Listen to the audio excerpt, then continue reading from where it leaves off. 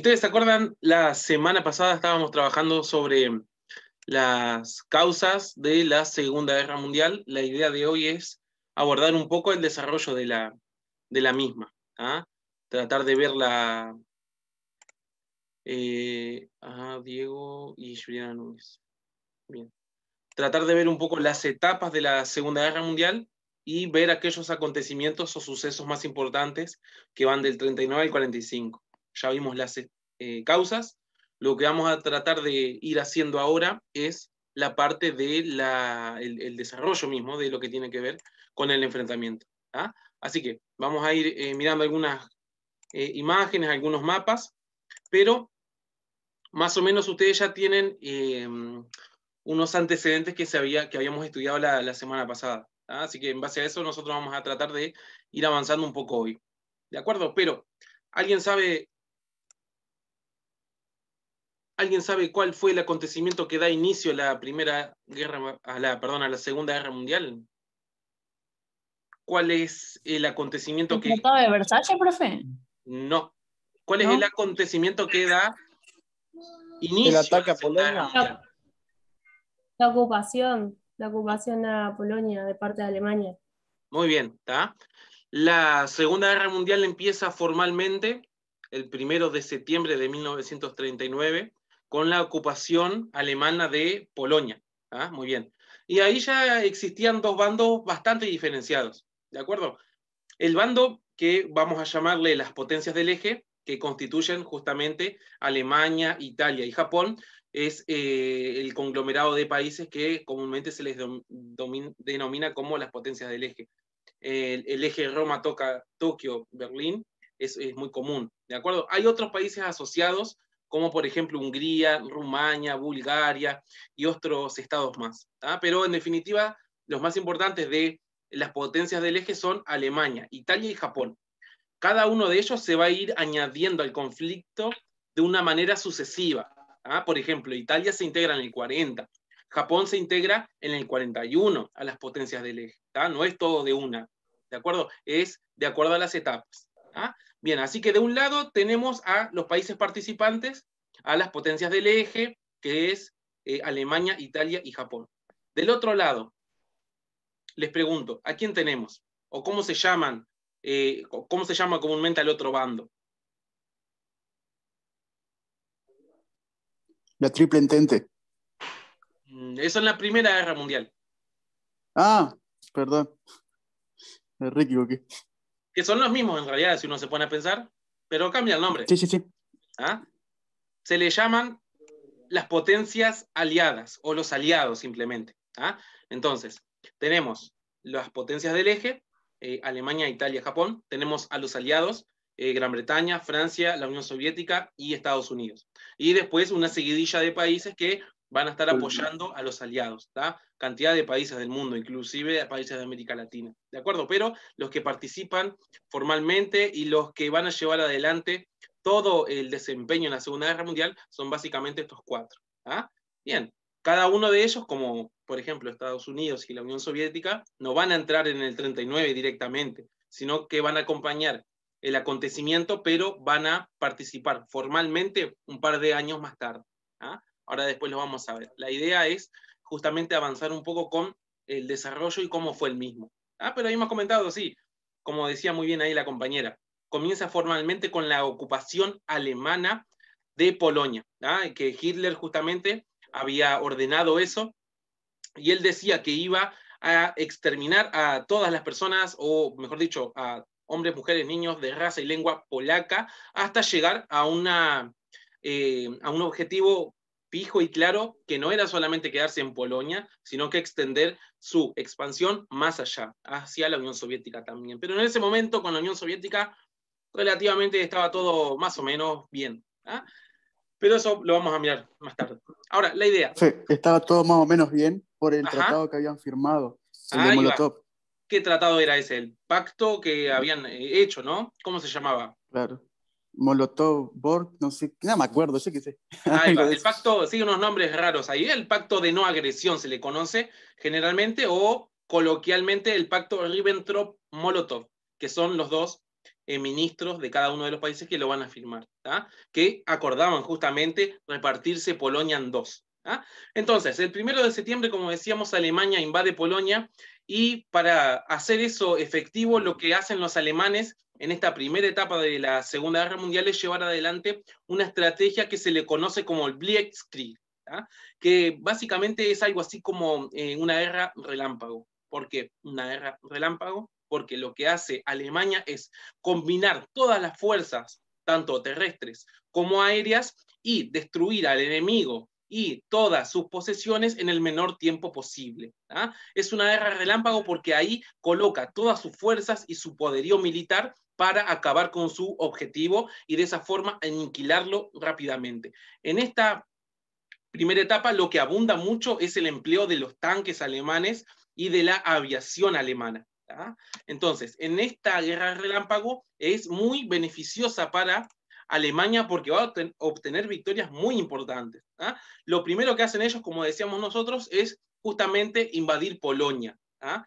Y ahí, como ustedes ven en el mapa, ya se había acordado secretamente que Polonia se iba a dividir en dos. Una parte para la Alemania nazi, una parte para la Unión Soviética. ¿tá? En una de las jugadas más extrañas, porque tanto alemanes, el partido nazi que había llegado al poder, como el Partido Comunista en la Unión Soviética, tenían una ideología totalmente opuesta, diametralmente opuesta. Entonces, ¿cómo puede ser que dos países con una ideología que es contraproducente, que son enemigos prácticamente, hayan llegado a un acuerdo? Bueno, lo hicieron y acordaron fijar Polonia en una línea de demarcación a la mitad, más o menos. ¿ah?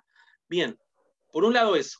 Cuando los alemanes invaden Polonia, ahora los países de Gran Bretaña y de Francia van a abandonar esa política de apaciguamiento que ellos tenían. ¿ah?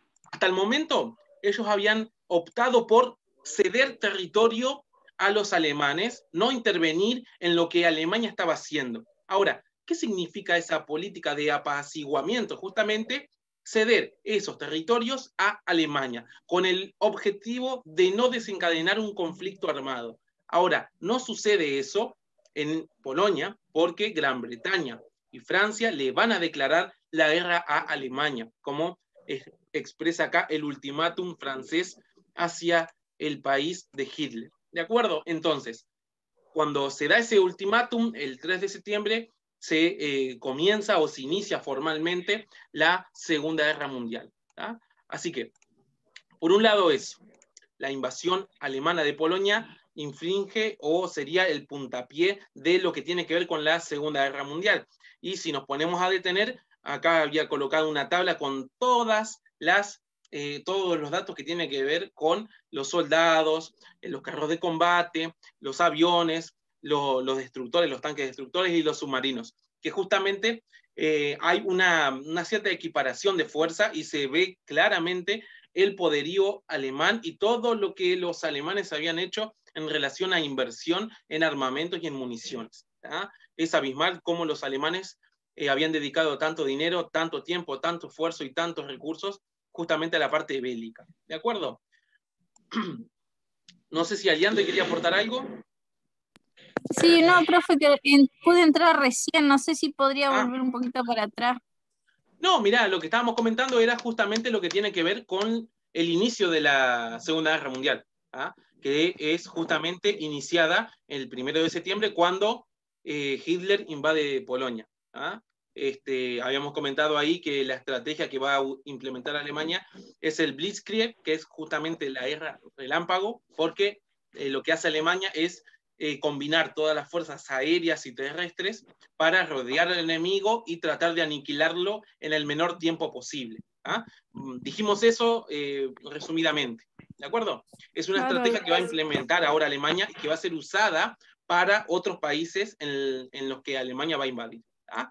Bien, Francia le declara la guerra, Gran Bretaña hace lo mismo, y el 3 de septiembre con estos ultimátums va a ir comenzando la Segunda Guerra Mundial. ¿tá? Ahora, la podríamos dividir en varias etapas. Yo la voy a dividir en dos solamente para que nos haga un poco más llevadero. La primera etapa la vamos a colocar como una guerra europea, porque básicamente se da en el continente europeo y en el norte de África también. Sí, es una guerra mundial porque luego va a tomar características más abarcativas en el mundo.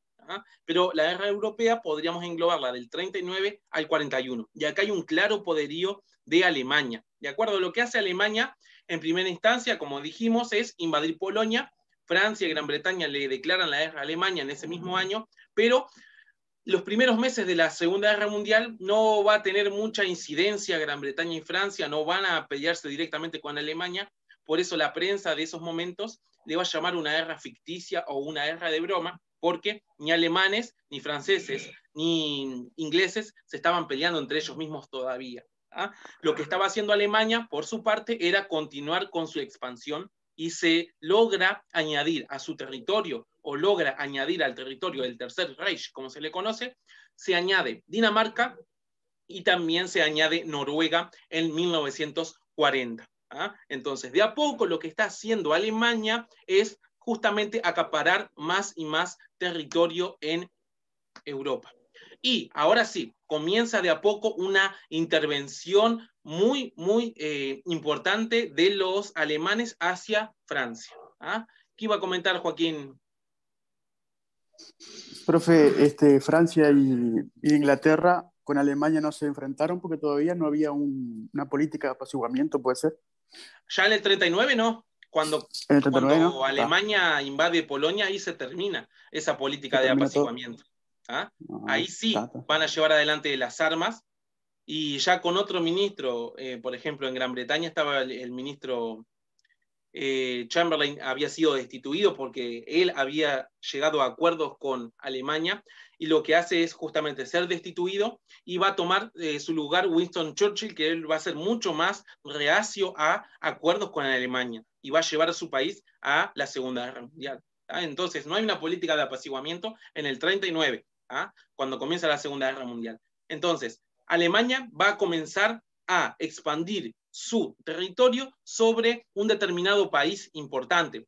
Como ustedes ven ahí en las imágenes, va a invadir Francia, también invade los Países Bajos y también invade Bélgica. ¿De acuerdo? En 1940, en junio, ya los alemanes se encontraban en París. Y el gobierno de Winston Churchill de Gran Bretaña decía que no tenía nada más que ofrecer que sangre, esfuerzo, lágrimas y sudor. Hablando de que justamente había que concentrarse absolutamente en parar a los alemanes en la conquista que ellos estaban haciendo de Europa Occidental. Porque si habían llegado a Francia, obviamente que los planes de Hitler era seguir expandiéndose. ¿Y a dónde? Justamente a Gran Bretaña. En el 40, después de invadir Francia, o parte de Francia por lo menos, Hitler va a centrar toda su fuerza en invadir Gran Bretaña. Lo que hace es dar bombardeos constantes a Londres y a varias ciudades de Gran Bretaña. ¿De acuerdo? No logra derrotar a los ingleses, pero sí logra bombardear grandes extensiones y grandes ciudades. Como por ejemplo, ahí lo que ustedes ven en Londres y en los puertos de Londres en el río Támesis. Y como les decía, acá en este mapa ustedes pueden ver la zona de ocupación que hizo Alemania en Francia. Y se crean dos Francias distintas. La que está en rojo es una zona de ocupación que le pertenece al Tercer Reich, que le pertenece a Alemania. La que está en zona azul se le llamó el Estado francés, o la Francia de Vichy, porque la capital va a ser la ciudad de Vichy, justamente, que está aquí.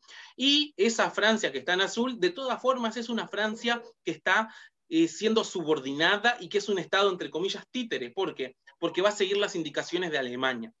Muchos franceses después de esto van a exiliarse y se van a dirigir a Gran Bretaña, y en Gran Bretaña van a tratar de ir organizando una especie de plan estratégico de recuperación y de resistencia para liberar Francia. Entre ellos, el más importante de los generales, el general Charles de Gaulle, que es este personaje que están acá, que él va a ser el principal combatiente francés en llevar adelante esta política de resistencia y de liberación de Francia. Acá prácticamente Francia estaba controlada por Alemania. Y como ven en el mapa, ya la situación va extendiéndose más y más y más en predominio alemán. Y suceden justamente estas situaciones que nosotros veníamos comentando.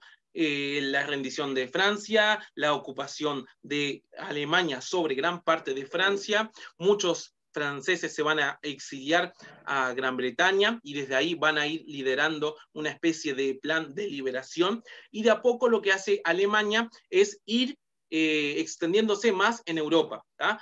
La idea es expandirse también por Yugoslavia y atacar Grecia, y también dirigirse hacia África. Acá, como ustedes ven también en este otro mapa, la idea, como observan, es por parte de otros países, de Hungría, Rumania y Bulgaria, que eran estados aliados a la Alemania nazi, es desde distintos flancos atacar Yugoslavia para luego ir hacia el país de Grecia. Pero eso se da todo en el 41, ¿de acuerdo? Se da todo en el 41 y la idea es justamente abarcar mayor espacio en Europa, porque la idea de Hitler es poseer un espacio vital para el pueblo alemán. Esa era una de las premisas del postulado o de su ideología nazi.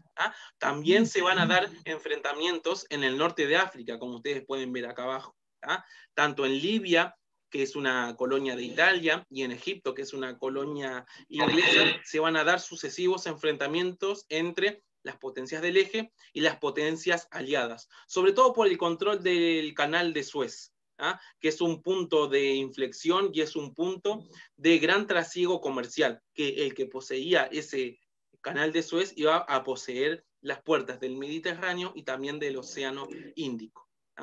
Pero hasta ahora, básicamente, del 39 al 41, el enfrentamiento se va a dar en Europa, gran parte. Ahora, del 41 al 43, nosotros podemos englobar un conflicto un poco más mundial. Y todo se va a ir un poco cuesta abajo para Alemania dentro de un par de años, pero por ahora lo que hace Alemania es poseer gran parte del el continente europeo, y lo que hace Alemania en el 41 es romper con el pacto de no agresión que tenía con la Unión Soviética. ¿A qué me refiero yo con eso? Si Alemania rompe el pacto de no agresión con la Unión Soviética, ¿qué está haciendo entonces? Resistiendo. Más o menos. Si Alemania rompe el pacto... Invadiendo. Ahí está. Si estamos rompiendo el pacto, significa, en otras palabras, que no estamos respetándolo y por lo tanto estamos haciendo lo contrario que no había que hacer. En ese pacto habían acordado la Unión Soviética y Alemania no atacarse. ¿Qué hace Alemania? Rompe el pacto. Entonces, en definitiva, lo que está haciendo es comenzar una invasión hacia la Unión Soviética. Una de las operaciones más importantes que va a hacer Alemania en esta Segunda Guerra Mundial es llevar adelante la Operación Barbarroja, como se le conoce, o básicamente la invasión a la Unión Soviética. A Stalin esto le llamó la atención porque se había acordado no agredirse, por lo menos en este primer tramo de lo que iba a ser el enfrentamiento de esta Segunda Guerra Mundial. Así que de todas formas lo que hace Alemania es no respetar ese tratado e invadir. El propósito de Hitler era justamente ir abarcando más zonas en lo que es esta Europa oriental del lado soviético, y también tratar de destruir el país que tenía como ideología y sistema político un sistema político que iba totalmente en contra de lo que era, ahí está, de lo que era el nazismo. Para los alemanes el comunismo debe de ser extirpado, es como un cáncer, como una plaga que hay que sacar.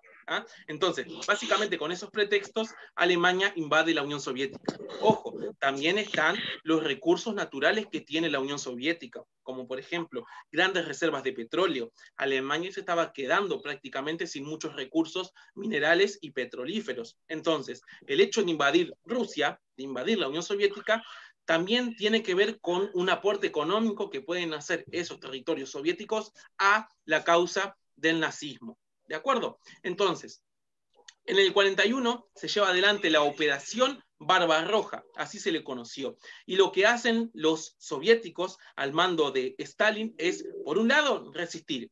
Y manda y llama a los soviéticos, a todos los rusos, a pelear en contra del invasor alemán en un conflicto que los rusos le van a llamar la Gran Guerra Patria. No la Segunda Guerra Mundial, para los rusos es la Gran Guerra Patria. Entonces, lo que hacen los alemanes de a poco es ir avanzando e ir conquistando algunas ciudades. Incluso llega a pender de un hilo muchas de ellas importantes, como Leningrado y Moscú. ¿Ah? Joaquín, ¿qué ibas a comentar? Que cuando Alemania invade Rusia, en ese momento se da una batalla que se denominó Puerta a Puerta y una de las más sangrientas del conflicto. Ahí va, bien. Nosotros vamos a ver que para resistir este avance alemán que era muy, muy, muy importante, hay una de las ciudades rusas de ese momento en donde se va a dar una de las, o si no, quizás la pelea más sangrienta de la Segunda Guerra Mundial, ¿ya? Que se da en la ciudad, de Stalingrado, ¿de acuerdo? A partir de ahí, los soviéticos comienzan a avanzar sobre el territorio alemán, ¿ya? Pero volvamos entonces un poquito, ¿ya? Viene ahí el aporte del compañero. Lo que tiene que ver con la expansión alemana sobre territorio ruso, quizás fue un error muy grande de Hitler, porque hubieron otros que también quisieron invadir Rusia y no les había ido muy bien. ¿Ah? Ya tenemos está en el siglo XIX el caso de Napoleón Bonaparte, emperador francés, que quiso invadir Rusia, pero no pudo calcular muy bien los tiempos y demás, y le jugó muy en contra el factor del invierno. Las tropas francesas de ese entonces habían sido diezmadas por el invierno. Entonces, Hitler tenía que tener en cuenta ese ejemplo para no cometer el mismo error. De todas formas, las tropas alemanas van avanzando muy bien, pero hay uno de los factores climatológicos que afecta mucho a los alemanes, y es justamente la llegada prematura del invierno en ese entonces. ¿Ah? Entonces, tenemos que los alemanes avanzan sobre la Unión Soviética, tenemos que los alemanes y los italianos también están peleando en el norte de África, y los italianos también van controlando una zona de influencia en la península itálica de esa forma. ¿Ah? Ahora, los alemanes, como decíamos, siguen avanzando y van conquistando más territorios como Bielorrusia, los países bálticos como Letonia, Lituania y Estonia, y a medida que el poderío alemán va avanzando sobre el territorio ruso, Stalin hace este llamado hacia los soviéticos, hacia los rusos, para defenderse sobre el invasor alemán en este enfrentamiento que ellos le van a llamar la Gran Guerra Patria. ¿De acuerdo? Pero, como decíamos, el invierno va a ser un factor fundamental para las tropas alemanas que no estaban acostumbradas a unos inviernos tan crudos que alcanzan temperaturas no de -1 grado, -2 grados, estamos hablando de -30 grados en muchas de estas localidades soviéticas. ¿De acuerdo? Entonces, el frío va a pesar bastante cuando los alemanes se adentren cada vez más y más en territorio ruso. ¿De acuerdo? Ahora, no solamente eso. En el 41 no solamente Alemania invade la Unión Soviética, sino que en el 41 va a extenderse el conflicto más allá cuando el imperio japonés, que ya estaba aliado a las potencias del eje, ya integraba parte del eje Roma-Berlín, Tokio va a integrar ese eje y se va a llamar el eje Roma-Berlín-Tokio, hace algo el imperio japonés en el Pacífico. ¿Ah? A ver, Joaquín, si vamos más o menos en sintonía con eso. Sí, cuando Japón invade Pearl Harbor, era una base que tenía Estados Unidos militar, que tenía muchos suministros, tanto aviones como otras cosas. Ahí está. Esa fue la causa directa cuando Estados Unidos interviene en la guerra, más que nada. Ahí es cuando Estados Unidos dice, bueno, ahora sí. Bien, bien. Hasta ahora Estados Unidos no había tomado parte de ningún bando, estaba ajeno. Muchos estadounidenses en ese entonces no estaban de acuerdo con que Estados Unidos tuviera que intervenir otra vez en un conflicto europeo, ¿de acuerdo? Pero la situación ahora es distinta porque lo que hace el imperio japonés es atacar una de las bases navales más importantes de Estados Unidos en el Pacífico, que se encuentra en las islas hawaianas, ¿de acuerdo? Que es justamente la base naval de Pearl Harbor. ¿Ah? Lo que hace Japón es atacar con oleadas y oleadas y oleadas de aviones y destruir prácticamente gran parte del poderío naval en el Pacífico, sin declaración de guerra. De un día para otro, lo que hace Japón es atacar la principal flota estadounidense. Obviamente que como parte de ese suceso que deja como saldo 3.500 muertos, lo que hace Estados Unidos es obviamente inmediatamente integrar parte y declarar la guerra a Japón y por lo tanto también a Alemania y a Italia. ¿Ah? Con este suceso, lo que hace Estados Unidos es ingresar formalmente en la Segunda Guerra Mundial, de la mano del presidente Franklin Delano Roosevelt, que le va a declarar la guerra a Japón en ese mismo año, ¿tá? En diciembre de 1941. Y a medida que Japón iba avanzando en el Pacífico, iba obteniendo más conquistas militares en varias islas, ¿de acuerdo? En Indonesia, en Papúa Nueva Guinea, ¿tá? En la península de lo que es Indochina, y se van a enfrentar una vez más con los estadounidenses en varias bases navales y en la lucha más importante que tienen japoneses y estadounidenses, que es la batalla del Midway, ¿tá? Que es una isla que tiene Estados Unidos, y ahí se define básicamente esa lucha en el Pacífico en donde ganan los norteamericanos. ¿Ah? Mientras tanto, eso en el 41. Mientras tanto, al año siguiente, ya en el 42, lo que hace Alemania es expandir al máximo su frontera. Todo lo que está en negro ahí, como ustedes ven, es la expansión que tuvo el régimen nazi liderado por Hitler en toda Europa, y lo que ven en verde es básicamente lo que pudo aportar la Italia fascista de Benito Mussolini. ¿De acuerdo? Entonces, lo que hace de a poco Alemania es extenderse en el 42 y llevar adelante esta política de expansión. ¿Ah? En el 42 también lo que se lleva adelante, y en el 43 es la batalla más sangrienta, como les decía yo, que tiene que ver con la batalla de Stalingrado, ¿de acuerdo? Donde los alemanes van a tratar de tomar esta ciudad que llevaba el nombre de Stalin, pero que van a ser fuertemente rechazados por ellos, y a partir de ahí el repliegue alemán va a ser inminente y los alemanes van a ceder cada vez más y más territorio en toda Europa oriental y occidental. ¿Ah? También en ese mismo año, de a poco, los alemanes van a ceder territorio en África. ¿Ah? Van a ceder territorio en África en la batalla del Alamein, allí en Egipto. No sé si querías comentar algo en base a esto, Joaquín. Sí, que en el 43, profe, ahora que vi la fecha, me acordé. Ajá. En el 43 pasó la batalla de Kursk, ¿puede ser?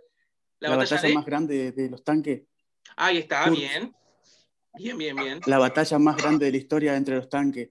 Lo que Ahí pasaba está. que, por ejemplo, los tanques alemanes eran los mejores en la época.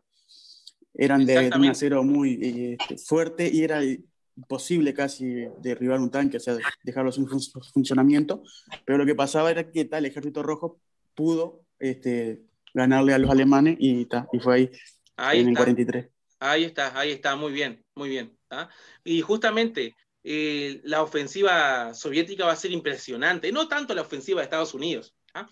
Tenemos que tener en cuenta que ya en el 41, la Unión Soviética y los Estados Unidos ingresaron en la Segunda Guerra Mundial del lado de los aliados. Entonces, el hecho de sumar a tus filas a Estados Unidos y a la Unión Soviética significaba un poderío militar muy importante, y que van a poder llevar adelante este repliegue por parte de los alemanes sobre el territorio.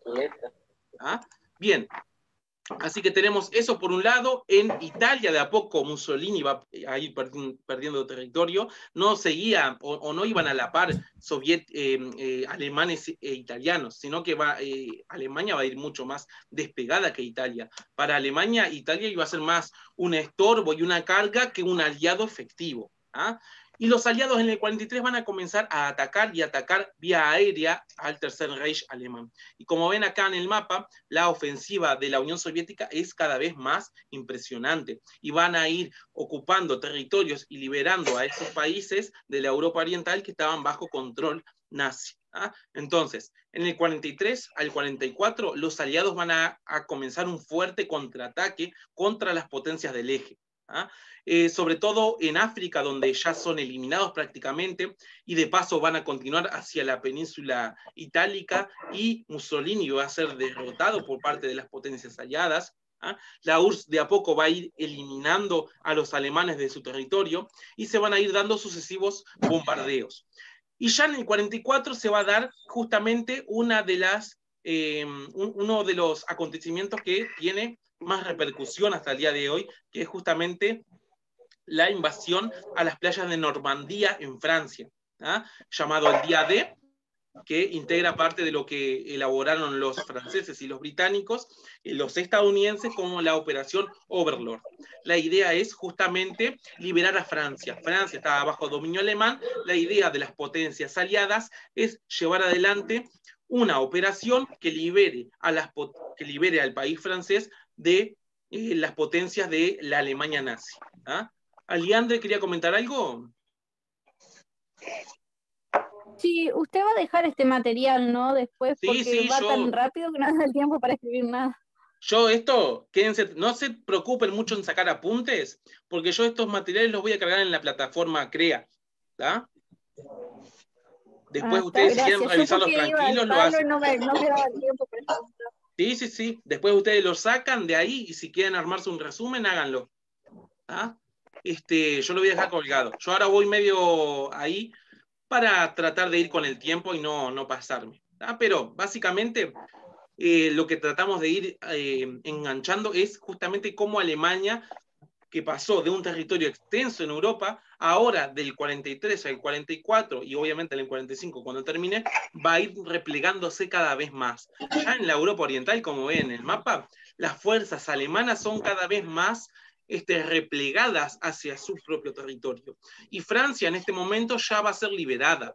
Cuando las tropas aliadas desembarquen en Normandía y lleven adelante esta operación que se le llamó el Overlord, que era justamente liberar Francia de la ocupación nazi, ya de a poco Alemania va a verse más y más replegada. Ni hablar en Italia ya estaba prácticamente controlada la situación, entonces Hitler va a tener que ingeniárselas para justamente resistir el avance de las tropas aliadas desde Oriente y desde Occidente.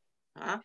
Eso por un lado. Acá, como ustedes ven en la imagen, Francia ya había sido liberada de las tropas alemanas, se había llevado adelante muy bien esa parte, ¿ah? Y ahora la ofensiva, o la contraofensiva, mejor dicho, de los países aliados es inminente y es cada vez más feroz. Ustedes, como ven en el mapa, de un lado y de otro, los alemanes no tienen manera de resistir tantos ataques por parte de los soviéticos desde el este y por parte de Gran Bretaña, Francia y el Reino Unido del oeste. ¿De acuerdo? Entonces, a medida que van avanzando los países aliados, es inminente que tarde o temprano la Alemania nazi va a terminar cediendo. ¿tá?